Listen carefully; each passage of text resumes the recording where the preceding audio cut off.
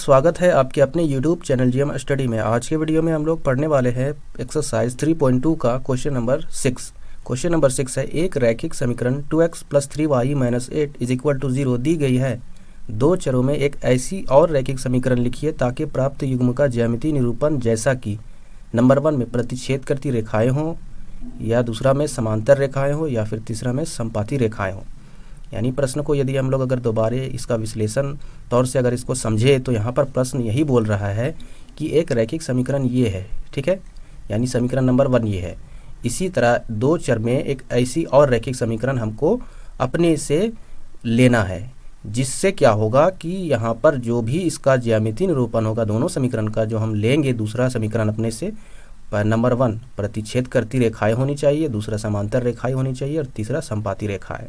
तो कैसे होगा, कैसे हम लोग इस क्वेश्चन को बनाएंगे, इस वीडियो में पूरा हम इसको समझेंगे। तो चलिए वीडियो को शुरू करते हैं। शुरू करने से पहले मैं आपको बोलना चाहूँगा, यदि आपको यह वीडियो पसंद आता है तो प्लीज़ वीडियो को लाइक और चैनल को सब्सक्राइब जरूर कीजिएगा।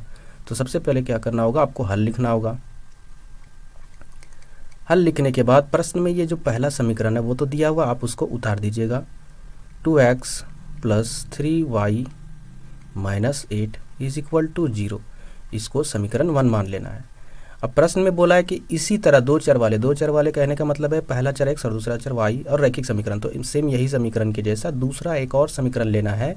लेकिन ये आपको दिमाग में रखना है कि वह पहला नंबर क्वेश्चन को बना रहे हैं तो वह प्रतिच्छेद करती रेखाएं होनी चाहिए, यानी इन दोनों समीकरण की जो ज्यामितीय निरूपण यानी ग्राफ में रेखाएं दोनों प्रतिच्छेद करनी चाहिए। अगर प्रतिच्छेद नहीं करेगी तो वह गलत हो जाएगा। तो कैसे लेंगे, ध्यान से समझिए, कुछ रफ में आपको बातें समझनी होगी, इसीलिए तो समझिए। यदि मान के चलिए यहाँ पर पहली समीकरण में देखा जाए तो वह a1 क्या होता है, x का गुणांक होता है, यानी a1 यहाँ पर क्या है, 2 है, ठीक है। a1 क्या है आपका, 2 है। उसके बाद हम लोग क्या करेंगे, यदि दूसरा समीकरण लेंगे, ठीक है, तो दूसरा समीकरण में क्या होता है, a2 होता है, क्योंकि वह समीकरण 2 के लिए रहता है, ये समीकरण 1 के लिए, तो इसलिए a1 समीकरण 2 के लिए होगा तो a2। यदि यहाँ पर a1 2 है और नीचे हम क्या कर रहे हैं, a2 लिख रहे हैं, तो a2 मान के चलिए हम 3 ले लिए, अपने से लेना है दूसरा समीकरण को। तो यहाँ पर a1 बटा a2 बराबर क्या हो जाएगा, 2/3, ठीक है। ये कैजुअली रफली हम आपको समझा रहे हैं, इसको आप नोट डाउन मत कीजिएगा समझने के लिए। तो यानी a1 बटा a2 2/3। इसी तरह मान के चलिए हम लोग क्या करेंगे, b1 बटा b2 निकालेंगे। तो b1 क्या होता है, पहले समीकरण का y का गुणांक होता है, तो पहले समीकरण का y का गुणांक 3 है, तो यहाँ पर 3 हो जाएगा। b2 जो है वो अपने से मान लेंगे, मान के चलिए यहाँ पर 2 लिख दिए, ठीक है। तो यहाँ पर b2 का मान क्या है, 2 और b1 का मान 3, यानी b1 बटा b2 3/2। तो यहाँ पर यदि इस तरीके से समीकरण होगा तो उसके बाद फिर हम लोग क्या करेंगे, c1 बटा c2 निकालेंगे। तो c1 का मान क्या है, यहाँ पर देखिए -8, यहाँ -8 लिख देंगे, और c2 का मान अपने से मान के चलिए यहाँ पर 2 बैठा दे रहे हैं, ठीक है। यहाँ पर मान के चलिए 3 बैठा दे रहे हैं, तो यहाँ पर c1 बटा c2 -8/3 हो गया। अब समझिए बात को, यहाँ पर हम ये सब सारा क्यों किए, क्योंकि यहाँ पर हम जानते हैं कि कब रेखाएं प्रतिच्छेद करती है, यहाँ पर जो लिखा हुआ है रेखाएं प्रतिच्छेद करती है कब, ग्राफ में, यदि a1 बटा a2 = नॉट b1 बटा b2 होता है। समझ में आया। यानी आप ऐसे समीकरण को लीजिएगा जिसमें a1 a2 b1 b2 में ऐसा रिलेशनशिप हो ताकि उसमें दोनों एक दूसरे के बराबर नहीं हो। उम्मीद करते कि आपको समझ में आया होगा। तो चलिए इसी तरह हम लोग दूसरे समीकरण को लेते हैं। तो दूसरा समीकरण क्या लेंगे, तो यहाँ पर लेंगे, कुछ भी ले सकते हो अगर हम इसी के आधार पर यहाँ पर ले रहे हैं। तो यहाँ पर देखिए a2 3 है, तो यहाँ पर दूसरे समीकरण के लिए a2 क्या होता है, x का गुणांक, यानी 3x लिख देंगे। उसके बाद फिर यहाँ पर देखिए b2 का मान 2 लिए हैं, तो यहाँ पर लिख देंगे +2, क्योंकि b2 क्या होता है, y का गुणांक, तो यहाँ पर y लिख देंगे। फिर प्लस c2 3 लिए हैं तो +3 लिख देंगे बराबर 0। समीकरण नंबर इसको 2 मान लेना है, ठीक है। तो इस तरीके से यहाँ प्रश्न में सिर्फ कुछ ज़्यादा लंबा लिफाफा करने की ज़रूरत नहीं है। यहाँ प्रश्न में यही पूछा है कि दो चर में एक ऐसी और रैखिक समीकरण लिखिए कि ताकि जो युग्म का ज्यामितीय निरूपण क्या हो जाएगा, प्रतिच्छेद करेगा। युग्म यानी जोड़ा, इन दोनों का जोड़ा। तो यहाँ पर देखिए ये a1 बटा a2 2/3 है, यहाँ भी 2/3, b1 बटा b2 3/2, जो बराबर नहीं है, यानी ये रेखाएं क्या होगी, प्रतिच्छेद करेगी। तो सीधे आखिरी में लिख देना है निरूपण क्या हो जाएगा, प्रतिच्छेद करेगा।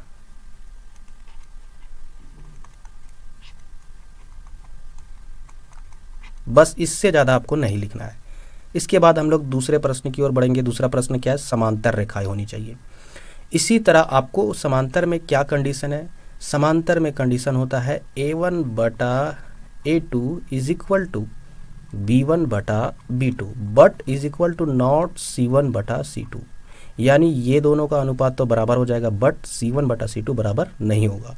तो ऐसे उदाहरण के साथ आपको यहाँ पर समीकरण को रखना है। तो फिर से यहाँ पर लिखेंगे समीकरण 1 जो दिया है आपको प्रश्न में, उसको लिख देना 2x 3y माइनस 8 बराबर 0, समीकरण नंबर 1। अब दूसरा समीकरण ध्यान से, यहाँ पर आप 4 रख सकते हो, ठीक है, फिर प्लस, फिर यहाँ पर आप रख सकते हो 6, ठीक है। क्यों, ध्यान से समझिएगा, यहाँ पर क्या रख देना है आपको, प्लस में 3, ठीक है, और बराबर 0। समीकरण नंबर 2 में जो रखे हैं उसको हम साबित कर रहे हैं कि यहाँ पर ये वाला नियम लागू करता है कि नहीं। ध्यान से समझिए, A1 क्या है, तो A1 आपका यहाँ पर 2 है, A2 क्या है आपका 4 है, तो इन दोनों का रेशियो निकल कर आ रहा है 1/2। उसके बाद फिर हम लोग क्या करेंगे, B1 बटा B2, B1 क्या है आपका 3 है, B2 क्या है 6 है, यहाँ इन दोनों का भी रेशियो 1/2 ही निकल कर आ रहा है, यानी ये दोनों तो आपस में बराबर है बट ये बराबर नहीं है क्योंकि ये -8, C1 जो है -8 और C2 क्या है 3, तो यहाँ पर ये वाला नियम लागू हो चुका है। तो इस प्रकार से ये क्वेश्चन का जो दूसरा समीकरण का जो जोड़ा लेना था वो ये हम ले चुके हैं, ठीक है, जिसमें ये समांतर हो गए। इसी तरह हम लोग फिर लिख देंगे यहाँ पर इस प्रकार, इन दो समीकरणों का ग्राफीय निरूपण, जो ग्राफीय निरूपण होगा वह क्या होगा, समांतर होगा। अब हम लोग क्या करेंगे, थर्ड क्वेश्चन की ओर बढ़ेंगे। ये फर्स्ट था, ये सेकंड था, और हम लोग अब अगले प्रश्न की ओर, थर्ड प्रश्न की ओर बढ़ेंगे। थर्ड प्रश्न में क्या बताया गया कि ऐसा जोड़ा लीजिए जिसका ग्राफीय निरूपण संपाती होनी चाहिए, ठीक है। तो कैसे लेंगे संपाती के लिए, हम लोग पहले कंडीशन समझ लेते हैं क्या होता है। संपाती के लिए कंडीशन जो होता है वह होता है A1 बटा A2 is equal to B1 बटा B2 is equal to C1 बटा C2, यानी ये कंडीशन यदि आपका फॉलो कर रहा है दूसरे समीकरण को लेने के बाद तो समझ जाइएगा कि वह ग्राफीय निरूपण संपाती होगा, ठीक है। तो चलिए हम लोग सबसे पहले समीकरण नंबर 1 जो प्रश्न में दिया उसको लिख लेते हैं, यानी 2x plus 3y minus 8 is equal to 0, ये समीकरण नंबर 1 हो गया। दूसरा जोड़ा किस हिसाब से लेना है कि सभी का रेशियो बराबर हो जाना चाहिए, ठीक है। तो ध्यान से देखिए, यहाँ पर 2 रेशियो बराबर था इससे पहले वाले प्रश्न में, तो आप वही उतार दीजिएगा, यानी यहाँ पर हम 4x लिख सकते हैं, फिर प्लस 6y लिख सकते हैं।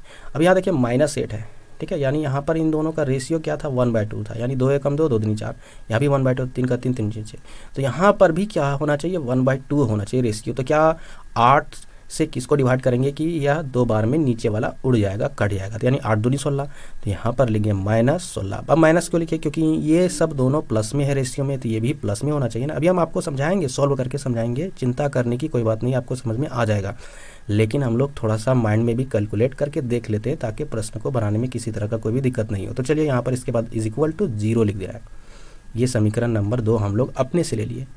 अब इन दोनों का यहाँ पर अनुपातों की तुलना करते हैं, यानी A1 बटा A2 क्या हो जाएगा, 2/4, इसको अगर हम करेंगे तो ये 1/2 आएगा, ठीक है।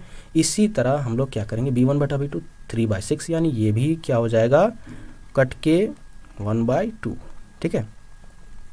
इसी तरह हम लोग क्या करेंगे, अगले रेशियो में जाएंगे, C1 बटा C2 यानी -8 -16 बटे में ये माइनस खत्म हो गया, 8 एकम 8, 8 दूनी 16, यानी ये भी 1/2। इस प्रकार ये भी बराबर आपस में, ये भी बराबर और ये भी बराबर आपस में, तो ये नियम फॉलो कर रहा है। यदि ये नियम फॉलो कर रहा है तो यानी ये दूसरा जो समीकरण है वो हम लोग सही ले चुके हैं। तो इसके बाद हम लोग लिखेंगे इस प्रकार, इन दो